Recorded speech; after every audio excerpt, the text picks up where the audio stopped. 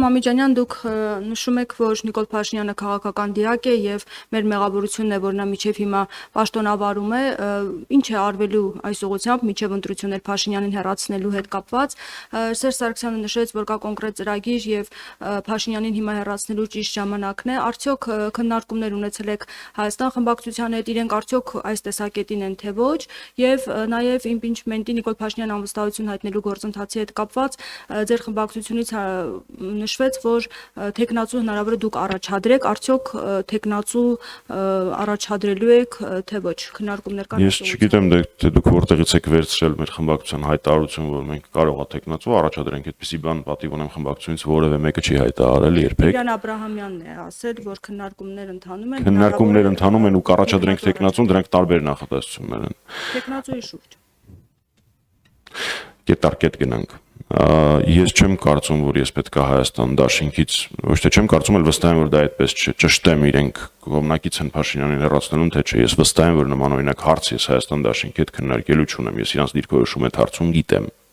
1 2 նախագահ Սարգսյանի նշած ծրագրի հետ կապված դուք հարցնում եք դրա շուրջ տարվող աշխատանքների մասով, դրա շուրջ տարվող աշխատանքները սկսել են շատ ավելի վաղ, քան նախագահ Սարգսյանը առաջին անգամ դրա մասին խոսեց ծիծեռնակաբերդում եւ այդ աշխատանքները շարունակվում են։ Ինչի ենք մենք համարում, որ հիմա դրա լավագույն ժամանակն է, 1, որովհետեւ Փաշինյանի ռեյտինգը պատմական մինիմում վրա է ու շարունակելու է գահավիժել, շարունակի այդպիսի գրառումներ անել։ Ինչքան կարողանում ես արա։ Ինչքան կարողանում ես մարդկանց քո իրական դեմքը ցույց տուր։ Դա առաջին։ Երկրորդ, որովհետև Փաշինյանը այս պահին աշխարհակահաղական աջակցություն ունի իմ վերլուծությամբ բացառապես Թուրքիայից։ Երրորդ, որովհետև վարչապետին անվստահություն հայտնելու գործընթացը, որը անվանվում է impeachment մեր մամուլում, ենթադրում է միակնա ճանապարհներից, որը ենթադրում է 0 մասնակցություն Փաշինյանի կողմից, 0 կախվածություն Փաշինյանից։ Այսինքն դա ընտրություն չի, որը ինքը կազմակերպելու է իր բոլոր խախտումներով, դա արտահերթ ընտրություն չի, որը ինքը նշանակելու է, դա հրաժարական չի, որը պիտի իրան ժողովրդական ճնշման միջոցով ինքը տա կամ չտա։ Ինքը 0 մասնակցություն ունի այդ գործընթացին։ Այդ եւ մի 1000 հատ այլ պատճառներով մենք համարում ենք վարչապետին անվստահություն հայտնելու գործիքը ամենաիրատեսականը, ամենահավանականը այս պահին։ Տեխնացուի հետ կապված ես եւս մեկ անգամ մեջ բերեմ մեր հայտարարությունը, մենք չենք առաջադրում այս պահին տեխնացու, որպեսզի առանց այդ էլ բարդ գործընթացը չծանրացնենք քաղաքական ամբիցիաներով, քաղաքական նկրտումներով։ Ու այդպես հանրապետականը վարվել է վերջին 7 տարիների ընթացքում ցանկացած քննարկման ժամանակ։ Չկա Հայաստանի ներքաղաքական դաշտում որևէ ընդդիմադիր գործիչ, որը կարողանա գա ասի, այսինչ գործընթացը վիժեցվեց կամ այսինչ գործընթացի ընթացքում խնդիր առաջացավ, որովհետև հանրապետականը քաղաքական ամբիցիաներ կայացրեց։ Ես կարող եմ 10 քանի այդպիսի դեպք թվարկել, բնականաբար չեմ անի դեռ։ Ուստի կարծում եմ, որ ինչքան շատ ինքը այսպես շարունակի, այնքան ավելի հավանականությունը կբարձրանա անվստահություն գործիքի կիրառման։ Այդ թվում նաև այն պատճառով, որը ես մեջ բերել էի մեր բրիֆինգի սկզբում։